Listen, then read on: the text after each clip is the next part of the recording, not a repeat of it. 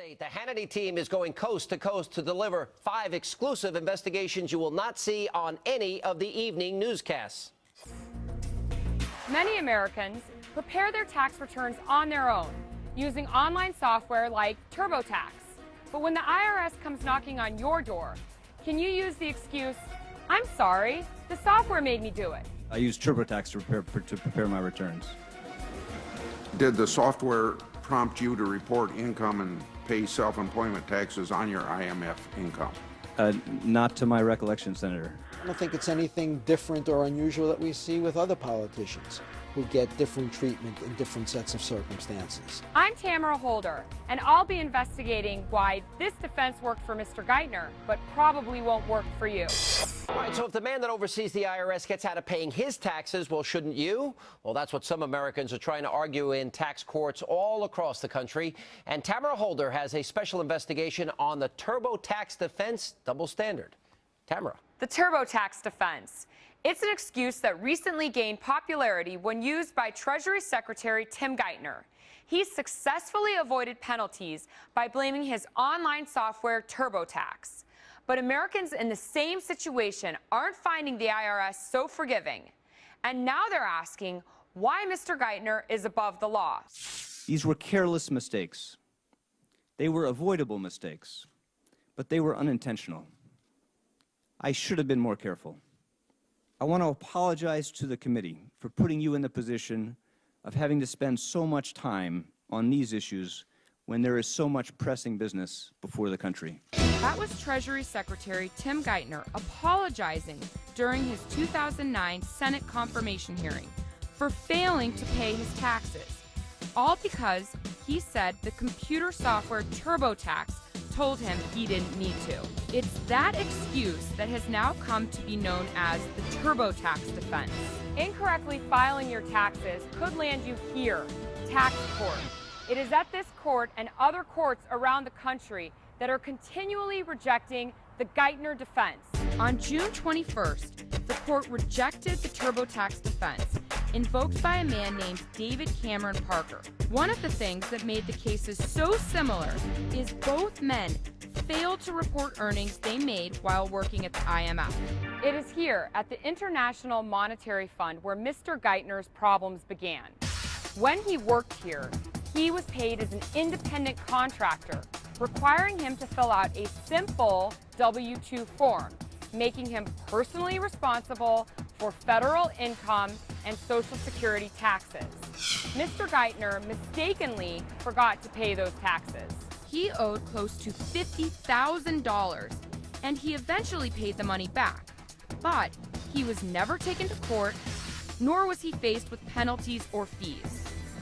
The only consequence was his televised grilling at his confirmation hearing.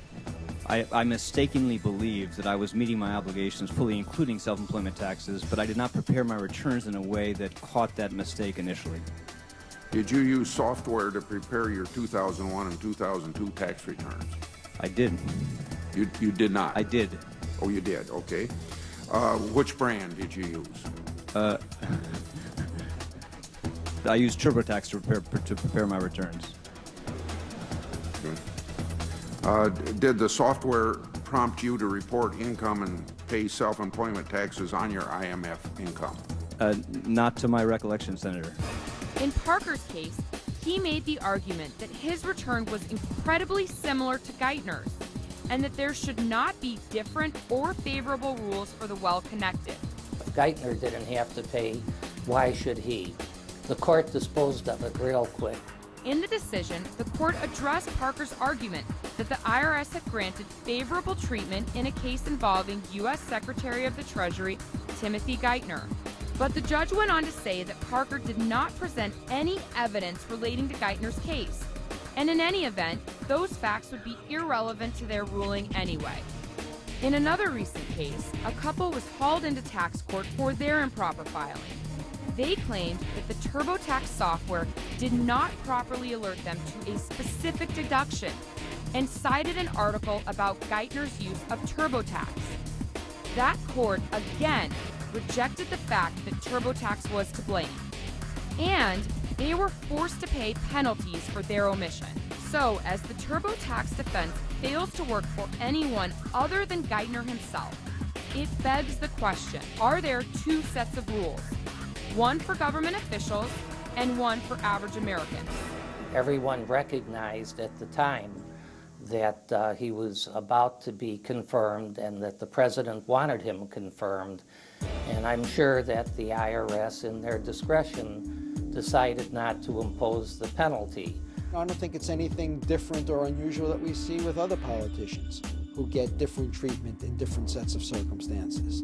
Alan Straus, a tax attorney who has successfully defended online software cases, says that all of the defendants, including Mr. Geithner, should have consulted a professional before their filings.